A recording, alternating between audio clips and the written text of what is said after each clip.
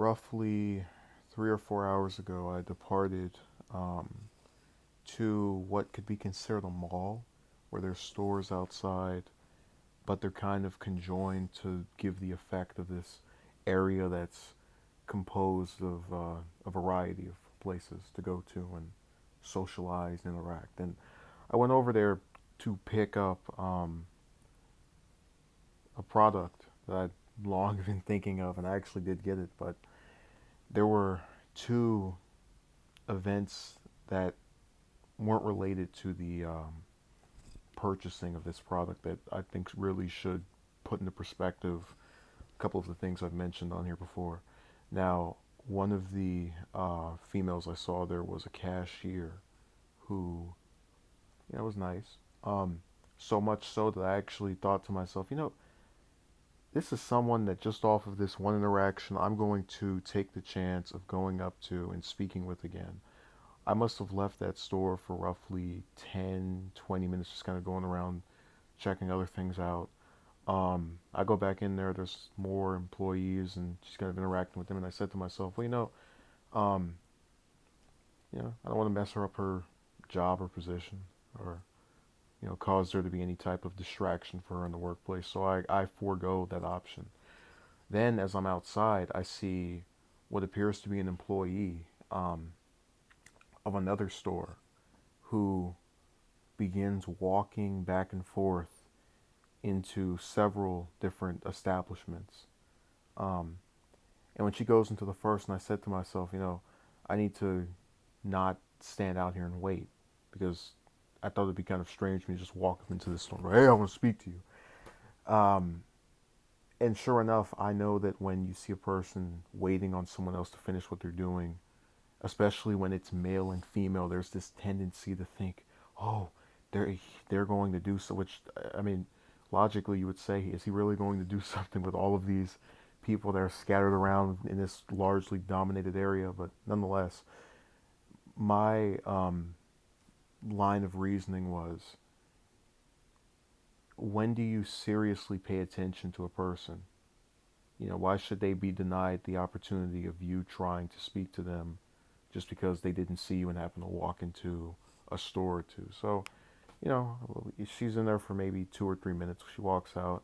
Um, and so I approach her and I say, excuse me. And then she's like, what? I say, oh, I want to speak with you.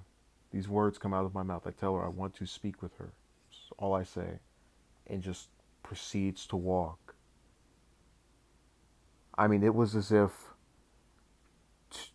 after I stated that sentence, I completely vanished into thin air as far as her attention span was concerned. And as I stood there, after minutes of waiting to at least try to interact with this person, I took a step back and I said, if I complain about this, I will be considered entitled because, just because you waited a few minutes doesn't mean she should be forced to give you her time, which is a view I agree with. But nonetheless, if I pursue her and try to explain, what was going through my head, why I want to speak with her, um, this will be considered the actions of a stalker. But in knowing that she was an employee of a store, I also had this brief thought enter my mind. What if I go into that store and, buy something, and that way she is thereby forced to interact with me as the cashier? But then I took another step back and I said, wait a second. For me to interact with her in any meaningful way, because usually when you talk to cashiers, there's maybe one or two lines of banter and then you're out the door for the most part, would require me to go up here repeatedly and time after time make a purchase. So I'm going to keep purchasing something to speak with her. That'd be a fool's run. That makes no sense from any standpoint of just me not having an interest in what's in there, and so it's not worth the trade-off. I think we can all come to that conclusion. Um, but this is a very important day because I had not, in the physical, um, approached anyone in well over a year, and I really wanted to see.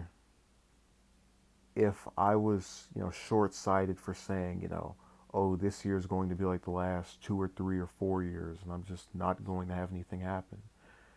So in a way, I am glad I did it. I'm glad I, extended my arm, and even if it was, pushed back and thrown to the wayside, I still made the effort. And I guess that's part of why I have such a difficult time trying to feel bad about many things. You see, I'm a person who's, um, failed at a multitude of subjects, whether it was, something that I took in uh, school, even if I passed the class, didn't completely understand what was going on there, or get a grade that was totally satisfactory, certainly enough to pass, but nonetheless, um, there are people I've spoken with that following the first 2 or 3 times you talk to them, you have to contact them over and over again to get them to respond. And I just usually throw my hands up after a while.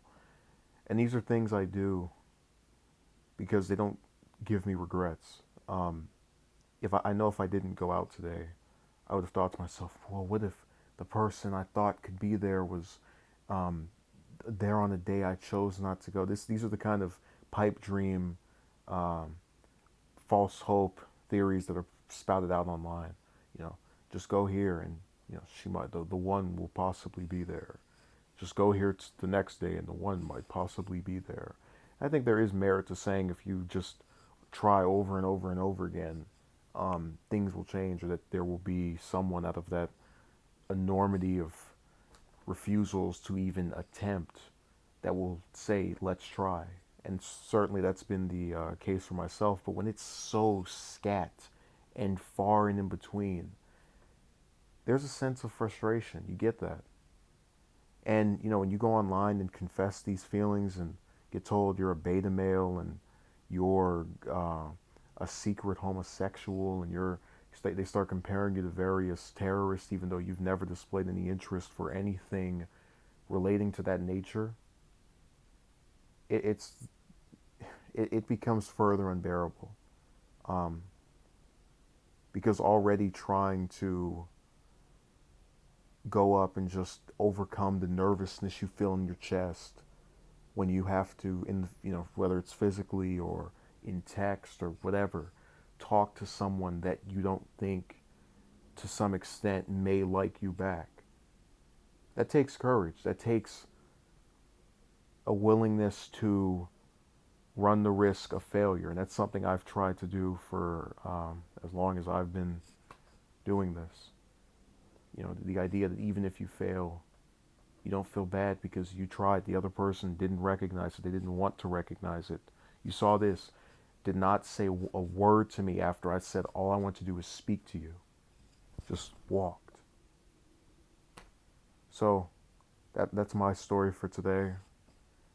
I really hope that this has been reflective, if not informative. And I really think that, some things just don't work for some people. Um, I've been tired of approaching and going after for quite some time now. And, someone will spout out, oh, you're only this age. And then, they just write off everything I say. Or, tell me about, oh, if you just change this or if you just change that, if you weren't wearing this pair of shoes today, then, she would uh, just have this enormous orgasm in front of you. It's just all these things that are pipe dreams that may have merit with someone else, but that person that's telling you that online doesn't know you. And that's why it's so nonsensical to me that you have this group that just tells you this one thing will change this. You're this one thing, so it's not happening. It's as if there's no gray area. It's all just black and white to them. But watch it come to their own interactions with people. I'm sure they wouldn't want someone to say, well, you said this mean thing about this person, so, don't ever talk to me, go away. No one would want that. They want to be seen as a person who has flaws, who's not perfect, who, is trying to make something of themselves or do something with their days. And they want to extend that back to the other person, these critics that have formed online to dehumanize someone that comes forward and says, yes, this bothered me. It affected me. It disturbed me. It haunted me. You know, and I've tried to verbalize these things because I believe that if you have a communication versus the violence that we've seen on the part of, you know, whether it's some shooter or some other terrorist attack, you can actually overcome a thing or achieve a better form of understanding with diplomacy than these acts that don't do much to do anything except extinguish human life. So, thank you.